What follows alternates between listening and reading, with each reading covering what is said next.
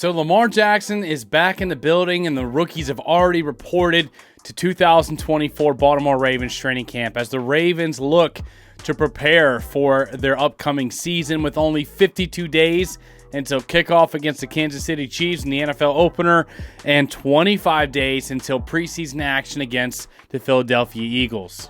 We got Fox Sports coming out with some record predictions that really disrespects the Baltimore Ravens and slightly elevates the Cincinnati Bengals. Big updates on some injuries, including Keaton Mitchell, and a bold prediction from an ESPN analyst that says Lamar Jackson, we haven't even seen 75% of what he can do as an NFL quarterback. We got all that and more, so welcome into another episode of Ravens Reports.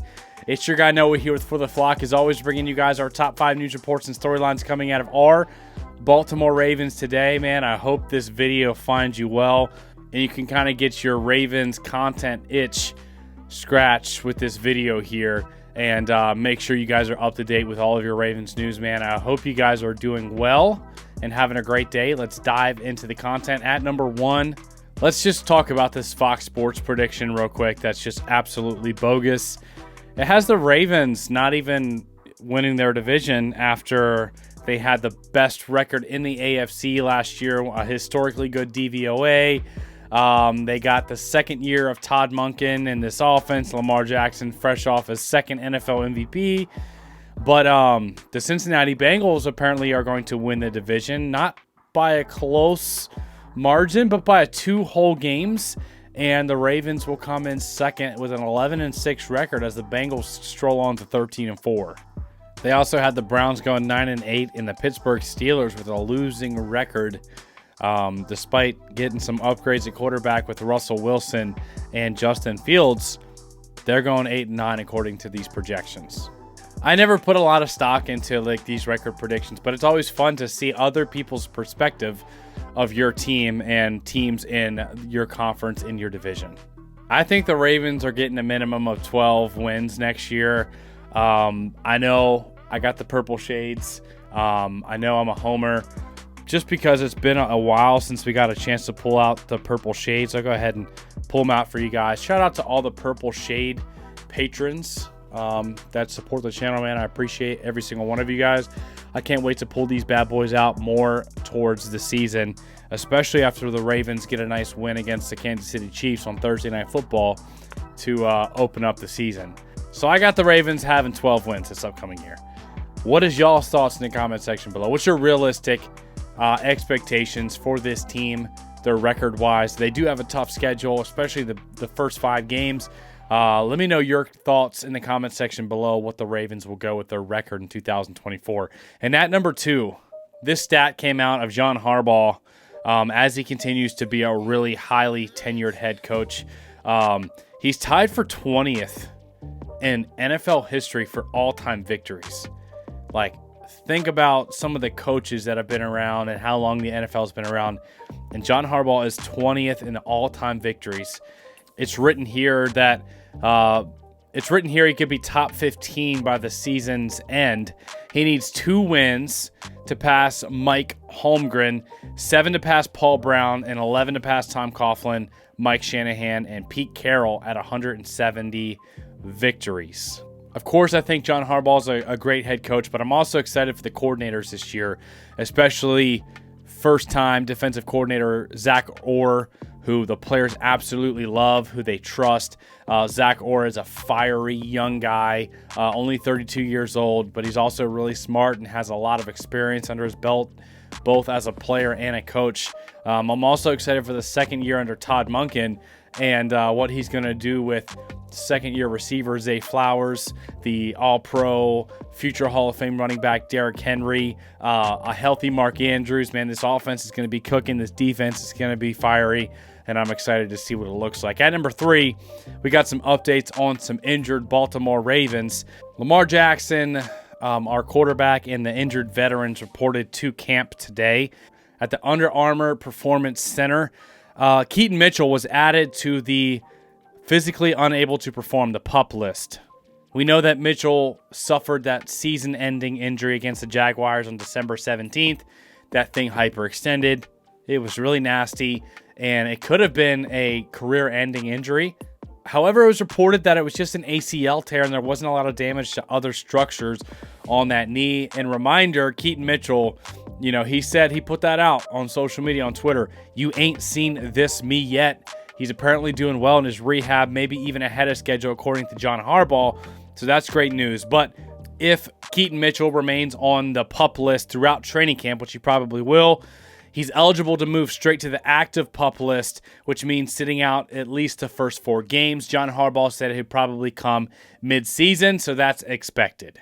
At some point in the season, Keaton Mitchell's going to return, and it's probably going to be a big spark to the offense as we get to see Keaton Mitchell and Derrick Henry, the Thunder Lightning duo, in the same backfield, getting handed balls from Lamar Jackson. It's going to be absolutely a blast. We also got 4th-round rookie cornerback TJ Tampa, who is starting off the year on the PUP list as well, and rookie 3rd-round pick outside linebacker Adisa Isaac is on the non-football injury list. Adisa Isaac, he missed OTAs and minicamp due to that hamstring injury, so he's still nursing that.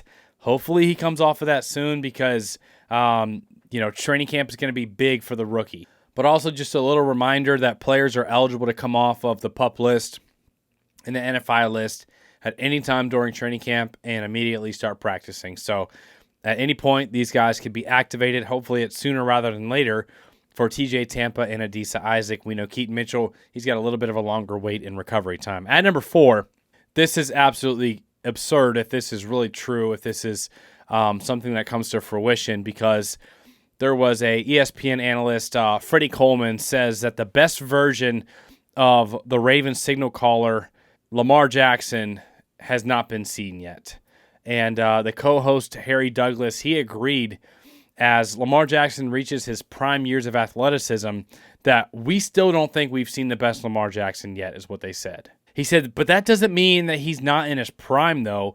We just haven't seen Jackson at the heights of his prime. I'll be honest with you, I don't even think we've seen 75% of Lamar Jackson. If you've won 2 MVPs and you're only 27 years old and you're only seen 75% of what you can do, man, that's scary. There's definitely things that Lamar Jackson can improve on. One thing that I'd like to see is just some more, taking the easy stuff. I know Lamar Jackson, he's a big play waiting to happen. He can hold the ball a lot and get away with it because of how athletic he is. He can scramble around and throw a 50-yard bomb downfield to an uncovered Zay Flowers or Mark Andrews, and it's absolutely amazing. It's magic.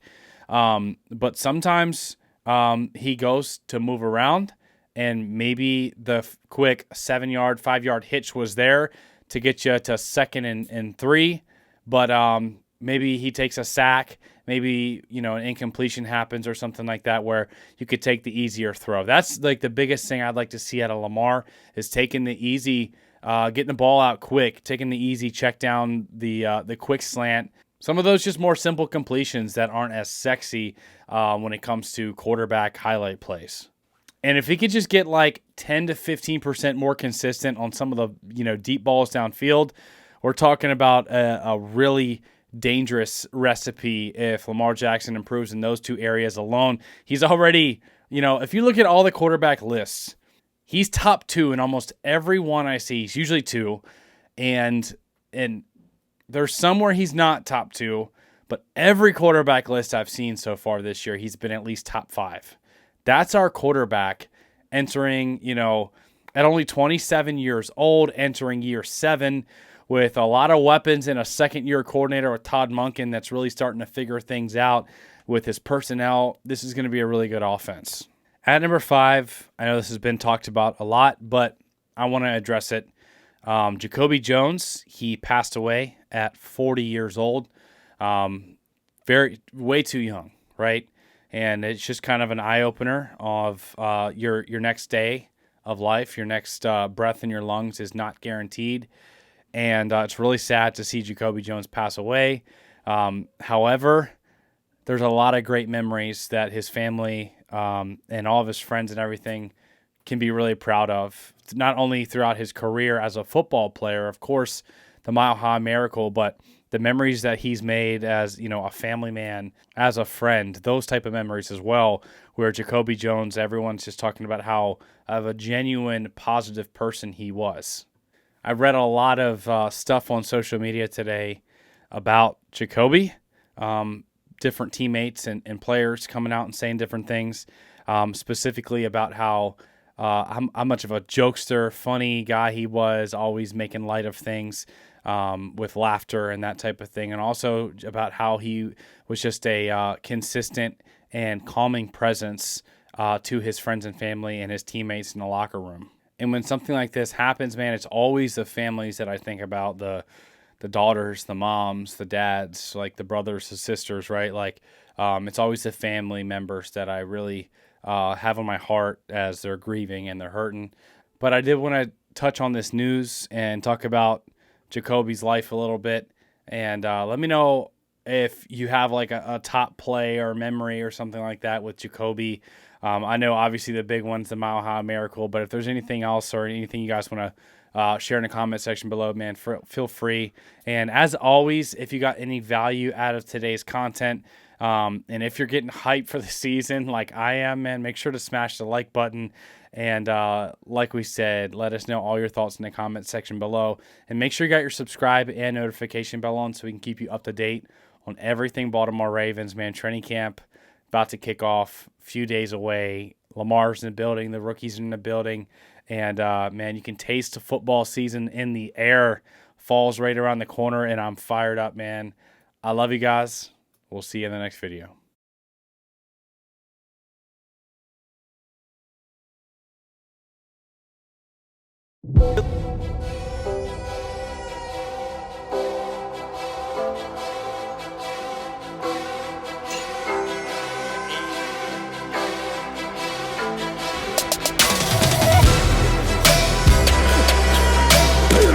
Ray, when he wasn't looking, he ran me over.